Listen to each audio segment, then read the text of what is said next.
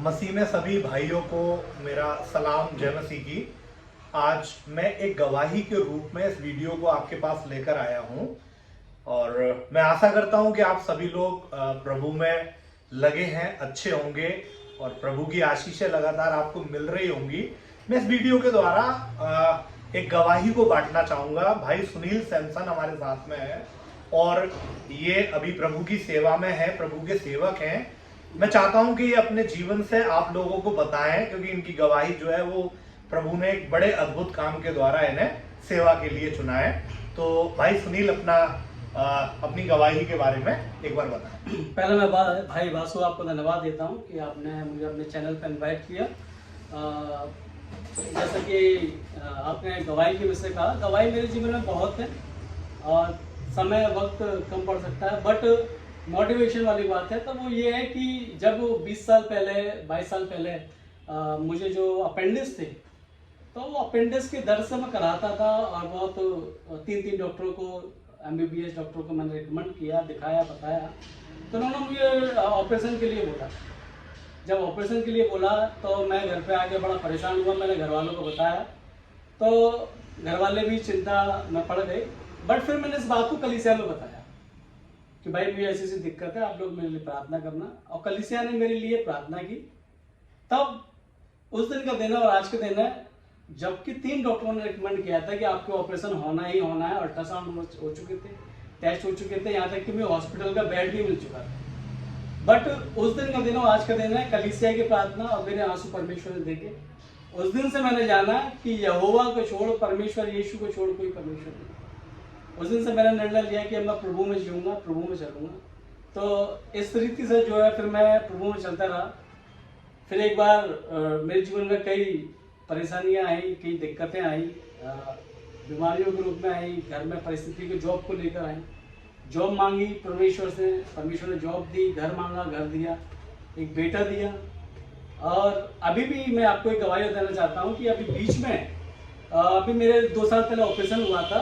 अब वो ऑपरेशन जो मेरा बिगड़ गया था और मैं इतना चिंतित हो गया था कि क्योंकि डॉक्टर जो आगरे का माना हुआ डॉक्टर है, DS मौर्य, वो आगरे का हेड है और उसके सारे डॉक्टर जो सर्जन है उसके चेले हैं। उस डॉक्टर ने मुझसे ये कह दिया था कि तुम्हारे स्टेंट डालेगा और जो तू फ्लूइड बनना है, तो वो बार बार इंजेक्शन से मेरा फ्लूइड निकलता था, वो बनता रहता था। मैं बहुत परेशान था। मैं, मेरी पत्नी, मेरा बेटा, हम लोग रात में रोते थे, परेशान रहते थे, दुआ करते थे। और मैंने उस समय परमेश्वर से प्रार्थना की कि प्रभु अगर तुम ये शिफा देता है तो जैसा जीवन मैंने काटा तो काट लिया, पर आगे को ये जीवन मत दे दे। आप यकीन मानिए, डॉक्टर के पास गया, डॉक्टर ने मुझसे कहा कि आप चिंता ना करें, फ्लूइड बनना वो अपने आप सही हो जाएगा। जिससे मैंने ऑपरेशन कराया था उसने मुझे सांत्वना दी और फिर मैंने भी निश्चय किया कि अगर प्रभु को जिंदा रखना है तो मुझे जिंदा रखेगा, और अगर मेरे जीवन के दिन खत्म हो गए हैं तो मुझे कोई बचाने वाला नहीं। आप हमारी जनता को बाइबल से क्या एडवाइस देना चाहेंगे कि कैसे यीशु मसीह को स्वीकार करना है या उसे जानना है, या कैसे अपने जीवन को प्रभु यीशु मसीह के लिए समर्पित करना है, उसके लिए आपकी क्या एडवाइस है? मैं अपने जीवन से आपको बताऊंगा कि मैंने प्रभु को कैसे जाना। एक्चुअली होता है क्या कि जब दुख में जो व्यक्ति आपके साथ खड़ा होता है, आप उसकी बहुत रेस्पेक्ट करते हैं। उस टाइम पे मेरे पास कोई सहारा नहीं था, यहाँ तक कि मेरा पैसा भी पानी की तरह बह रहा था और मेरे पास कोई उम्मीद नहीं थी। 4-5 आगरे के माने हुए डॉक्टर चेंज कर चुका था, कोई आस और उम्मीद नहीं थी, सबों ने हाथ खड़े कर रखे थे। बट जैसे ही मैंने प्रभु से कहा कि प्रभु अगर तुम मुझे जिंदगी देता है तो मैं ये जिंदगी तुझे दे दूंगा, तो इस गवाही से मैं ये मोटिवेशन आप लोगों को कहना चाहता हूँ कि अगर आप अपना संपूर्ण जीवन पापों की क्षमा परमेश्वर से मांग लेते हैं, अगर आप नीति वचन 28 अध्याय 13 पद 35 में लिखा हुआ, जो अपने पापों को मान लेता है, छोड़ देता है, परमेश्वर उस पर दया करता है। मैंने कहा प्रभु अगर मुझसे कोई गलती हुई है और मैं आगे से गलती नहीं करूंगा, मैं अपना जीवन तुझे दे दूंगा। और मैंने अपना संपूर्ण जीवन प्रभु को दे दिया।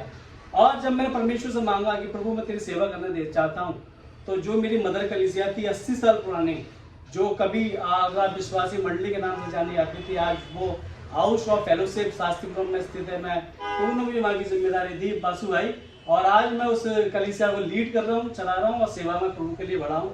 और मैं प्रभु से ये कहता हूँ, प्रभु तुम मुझे आत्माओं का, परिवारों का, दुख परेशान लोगों का दर्शन देता कि मैं माया का प्रचार कर सकूँ, लोगों को साथ दे सकूँ। तो यही मेरी गवाही है।